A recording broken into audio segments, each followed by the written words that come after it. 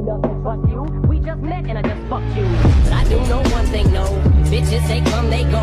Saturday through Sunday, Monday. المسلمين بقنا في واحنا داخلين على 9 دقائق.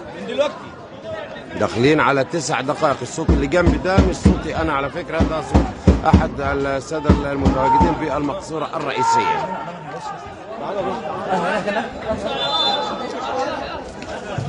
تعدي الكره لقدام وهدف اول، هدف اول لصالح نادي الشبان المسلمين بقنا، بيحتسب الهدف الاول في هذا اللقاء سيداتي وسادتي في الدقيقة 10 من بداية شوط المباراة الأول. بيتقدم نادي الشبان بالهدف الأول. ملعب يعني على مرمى فريق نادي المدينة المنورة. شوف بس مين اللي هيلعب كده، يعني محبوبة عننا القميص 21 لقدام، وهيثم نادي. الهدف الثاني بيأتي الآن. مهند أحمد يأتي بالهدف الثاني، ويكتب شهادة ميلاده الحقيقية. مهند أحمد الموهوب يأتي بشهادة ميلاده، وفي مرمى الملعب بأحمد عبادي وكرم المصري. شوف بس الضربة الركنية دي تسفر عن ايه. تعدت الكرة لقدام وهدف، والهدف الثالث يأتي الآن. متابعين عبر اللايف وعبر المباشر، الدقيقة الخامسة تأتي بالهدف الثالث. 3-0 القادمين من الخلف. معلقنا الرياضي الكبير ميم الشربيني قال لك احذروا القادمين من الخلف. وعبد الله هاشم إصابة أيضا، خالد ناصر أيضا بيغيب للإصابة. يعني لعيبة عمرو أبو القاسم أيضا لأسباب فنية.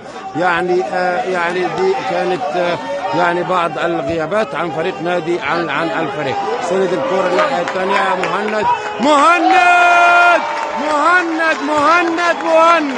مهند يأتي بالثالث. مهند يقسو على نادي المدينة ويأتي بالهدف الثالث. 4-0 النتيجة.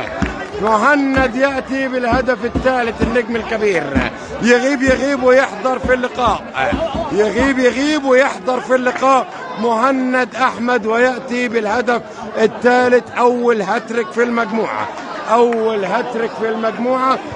يعني ربنا بيعوض صبره خير. مهند أحمد لاعب كبير بالتأكيد، ده لاعب نادي بترول أسيوط المعار إلى نادي مباراة. ماذا تقول قارئة الفنجال وماذا يخبئ القدر؟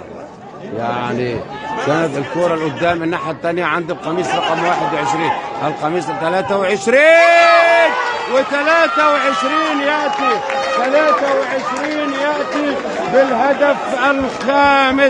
يأتي بالهدف الخامس.